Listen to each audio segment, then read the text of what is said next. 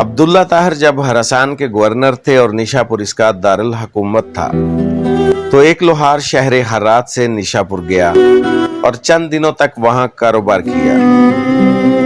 फिर अपने अहलो अयाल से मुलाकात के लिए वतन लौटने का इरादा किया और रात के पिछले पहर सफर करना शुरू कर दिया। इन्हीं दिनों अब्दुल्ला ताहिर ने सिपाहियों को हुक्म दे रखा था कि वो शहर के रास्तों को महफूज बनाने ताकि किसी मुसाफिर को कोई खतरा लाहक ना हो। इत्तफाक ऐसा हुआ कि सिपाहियों ने इसी रात चंद चोरों को गिरफ्तार किया और अमीर खुरासान अब्दुल्ला ताहिर को इसकी खबर भी पहुंचा दी। लेकिन अचानक इनमें से एक चोर भाग गया। अब ये घबराए, अगर अमीर को मालूम हो गया कि एक चोर भाग गया है तो हमें सजा देगा। इतने में इन्हें सफर करता हुआ ये लोहार नजर आया। इन्होंने अपनी जान बचाने की खातिर इस बेगुनाह शख्स को फौरन गिरफ्तार कर लिया और बाकी चोरों के साथ इसे भी अमीर के सामने पेश कर दिया। अमीर खुरासान ने समझा ये सब चोरी करते हुए पकड़े गए हैं, इसलिए मजीद किसी तफ्तीश और तहकीक के बगैर सबको कैद करने का हुक्म दे दिया। नेक सीरत लोहार समझ गया कि अब मेरा मामला सिर्फ अल्लाह जल्ला शान की बारगाह से है और मेरा मकसद इसके करम से हासिल हो सकता है। लिहाजा इसने वुजू किया और कैदखाना के एक गोशा में नमाज पढ़ना शुरू कर दी। हर 2 रकत के बाद सर सजदे में रखकर अल्लाह ताला की बारगाह में रकत अंगेज दुआएं और दिल सोज मुनाजात शुरू कर देता और कहता, ऐ मेरे मालिक, तू अच्छी तरह जानता है कि मैं बेकसूर हूँ। जब रात हुई तो अब्दुल्ला ताहिर ने ख्वाब देखा कि 4 बहादुर और ताकतवर लोग आए और सख्ती से इसके तख्त के चारों पायों को पकड़कर उठा लिया और उल्टने लगे।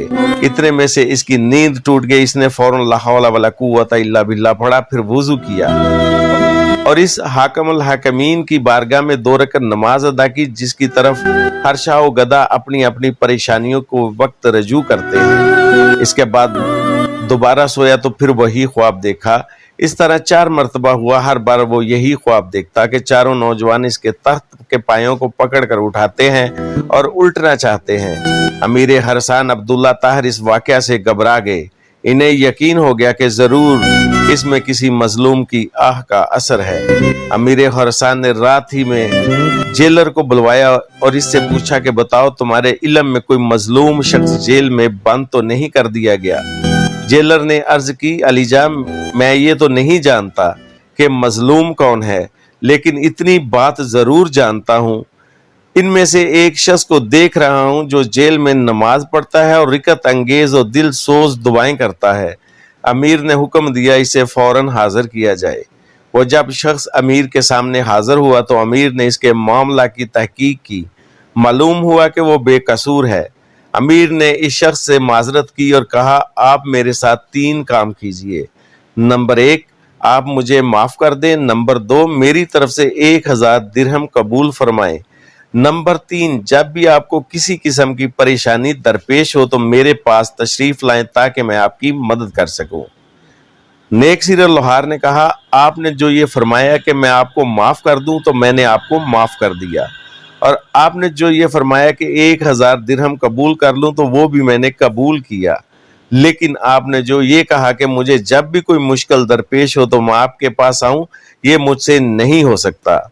अमीर ने पूछा, ये क्यों नहीं हो सकता?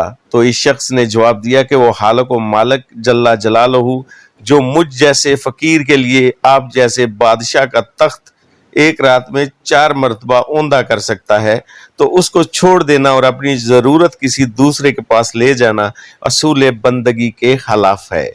मेरा वो कौन सा काम है जो नमाज पढ़ने से पूरा नहीं हो जाता?